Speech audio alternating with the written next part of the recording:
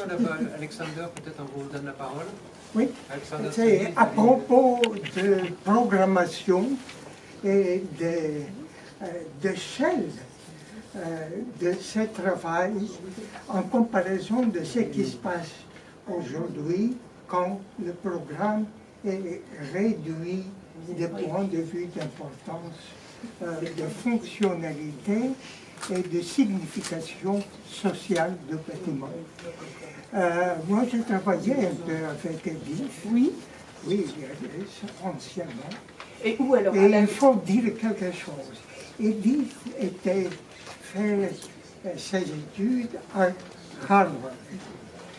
Et il y a beaucoup dans les idées de programmation ici qui sortent de Harvard et de Gropius. Bien sûr. Quand Gropius n'était pas capitaliste ou monumentaliste, mais il restait avec ses idées de début qui étaient que l'architecture est pour changer la vie et changer la société.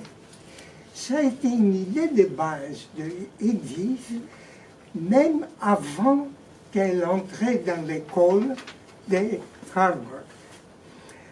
C'est très intéressant que dans cette époque, il était très rare pour des femmes d'entrer aux écoles d'architecture. C'était interdit en France. Edith était acceptée par deux écoles, Harvard et Howard.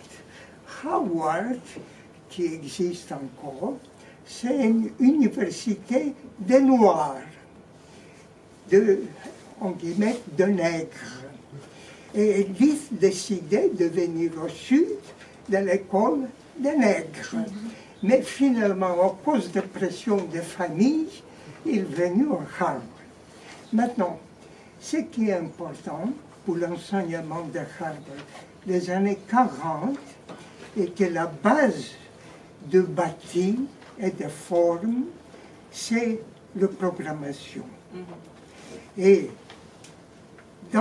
sous-entendu de cette programmation, c'est l'idée de communauté. C'est-à-dire l'école, ce n'est pas une machine de transférer la connaissance, mais en même temps, c'est une grande expérimentation des rapports qui jouaient pour former de nouvelles formations de communautés. Et c'est sous-entendu. Parce que maintenant, on peut lire, mais ça c'est très banal, très fonctionnaliste.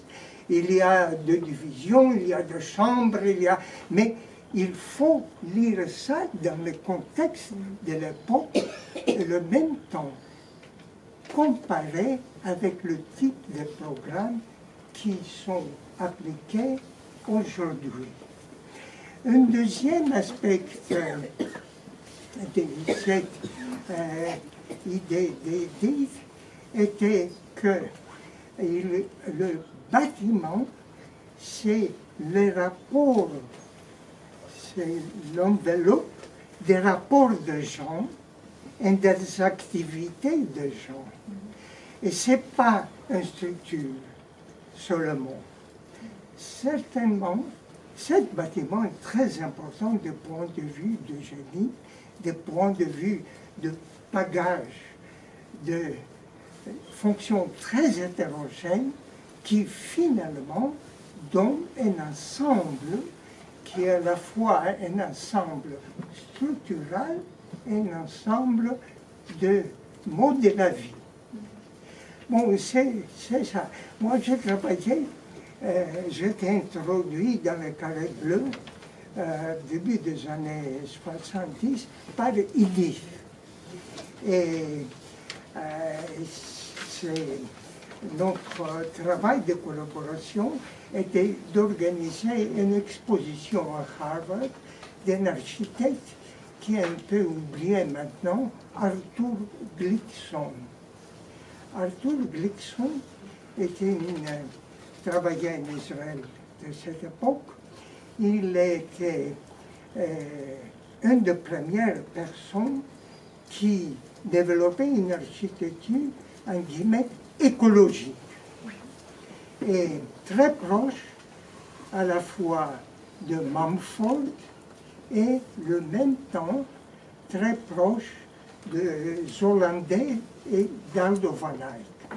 Et la programmation de ça, les idées de programmation, certainement, sont basées sur les idées politico-éducatives français, mais c'est la philosophie des philosophes américains, Dewey, qui est une philosophe des années 20-30, très important pour créer une pédagogie différente, encore une fois, pour changer la société.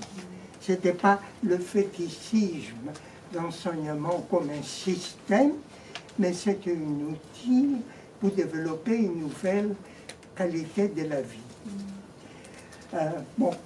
Oui, c'est intéressant parce qu'en conclusion de l'article dans le carré bleu sur les établissements scolaires, Edith Ojam se réfère à Eppington Village College de Gropius, et à la fin elle écrit que en fait ce collège est copié par d'autres architectes, mais c'est pas ce que Gropius voulait, parce que lui, ce n'était pas le but qu'il s'était donné, mais il ne voulait pas créer un style, mais nous libérer de toute suggestion de style.